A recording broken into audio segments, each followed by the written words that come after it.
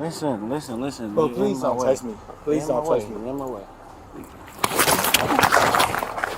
It seemed like a routine traffic stop for a broken headlight.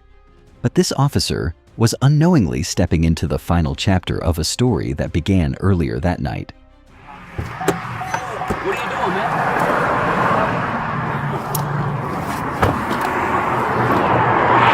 Alpha, I just want to see we're out with them.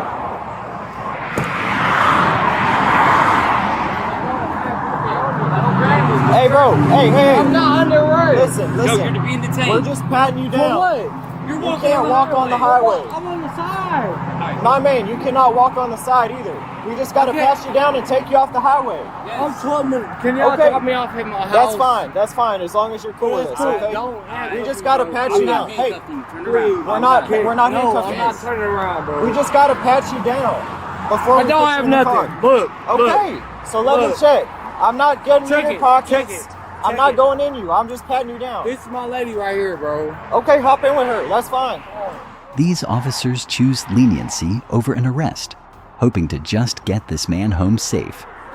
It is a professional courtesy that Jeremy Mays is already starting to reject. Get in the car. We're going to arrest you. I'm about to arrest you. Get in. For what? Walking on the freeway. It's a crime. Get in the car. Get in the car. Go.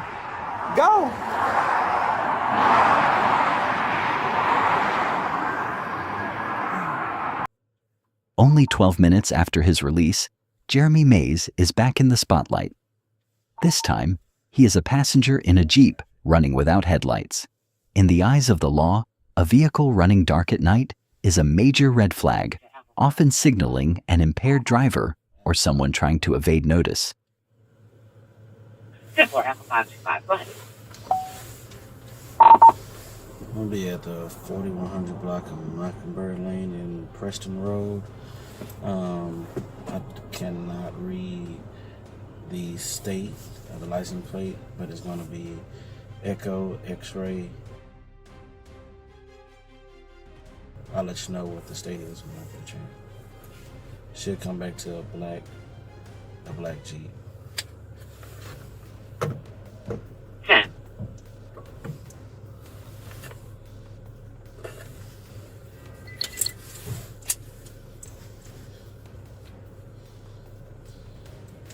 Dude. Hey, don't get out the car like that. Sir, No. Don't get out. No. Sir. Listen.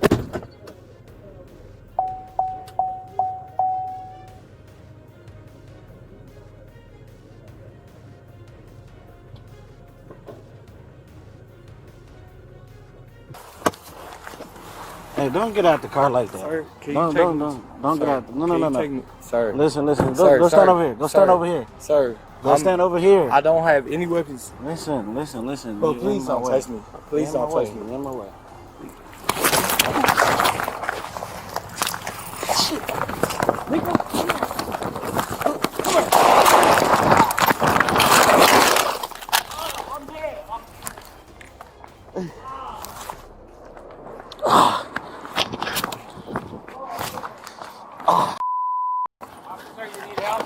Yeah, shots fired.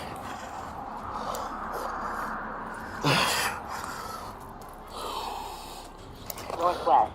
Dispatch. Hey, Alpha 525, shots fired. Shots fired. Officer assist. Report officer. Alpha 525.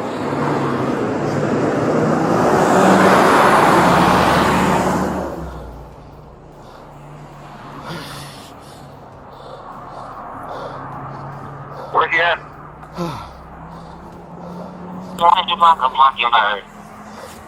Hey, I got shots fired. I just shot. Where you at? I'm right here. He shot. Question 4100.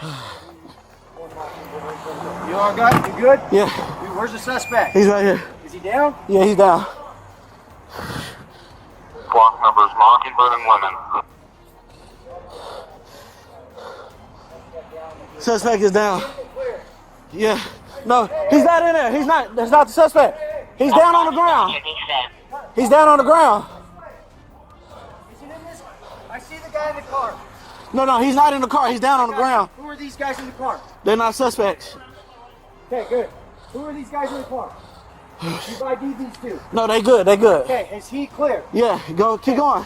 Hey, come here. Come here, you're shot. Huh? Go ahead and holster. I'm not shot. What's up? Go ahead and holster. Holster up. He's shot. Stop!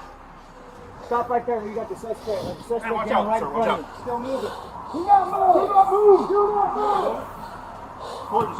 Do not move! Does he have a gun, sir? I don't know. He was reaching for something.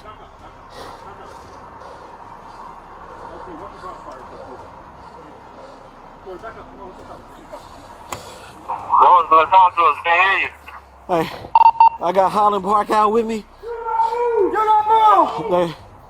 They got him down at gunpoint. He's down. 10-4, copy. 1 at gunpoint, Holland Park on scene. Hey, send DFR. I need medical attention. I'm bleeding really bad from the face and the eye. I'm gonna cut your shirt off, bro. You gotta get to your wounds. Once the threat is over, the mission shifts from combat to life-saving.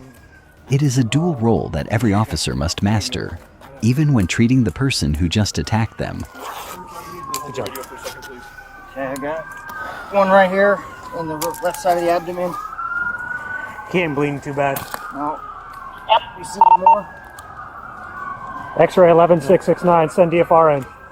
We got both our meds coming as well. 10-4. I'll try to take his pants off. I got scissors, bro. Come on. Get that.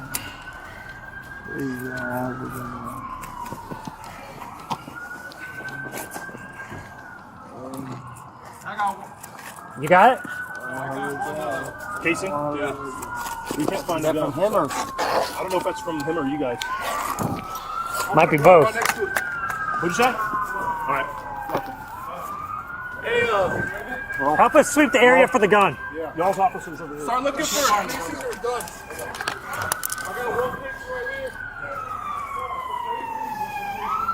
Alpha 545. Hey, ALT. you alright? Stay with me. Stay with Go me, ahead. brother. Keep talking, man. What's your name? Hey, You got a what's your gunshot name? wound to the left abdomen. You want to get a seal on it or anything? 4, can you advise He ain't bleeding any too bad. officer was shot? I can't tell. Can't find it. Can't find it. Alpha 515, no officer was shot. Not just in. He's got a weak pulse. We'll get Med 2 up here and get them transported him. Can you cut this too? Officers over there, suspect here. Take it slow, don't walk on any shell casings or anything. There's 12 right here, this one. Jeremy Mays was rushed to the hospital with a weak pulse after taking a round to the abdomen. The officer he assaulted suffered severe injuries to his face and eye, a painful reminder of the dangers hidden in a simple traffic stop. When we look at the psychology of this case, we see a man who was on a collision course with the law all night. He went from being argumentative on the highway to being full-on violent just minutes later. Legally, this shooting falls under the Graham versus Connor standard of objective reasonableness. Even though Mays was unarmed, his brutal attack and the fact that he chased an officer who was actively retreating made the use of force a legal necessity to stop the threat. This brings us to a tough question for the comments. Did the first officer do Mays a favor by letting him go on the highway? Or did that act of mercy just set the stage for this tragedy? If Mays had been taken into custody at 2 in the morning, would this officer be going home safe today? Let us know what you think about this escalation down below. If you value these deep dives into the reality of police work, please subscribe to the channel to help us grow. Thank you for watching, stay safe, and have a great day.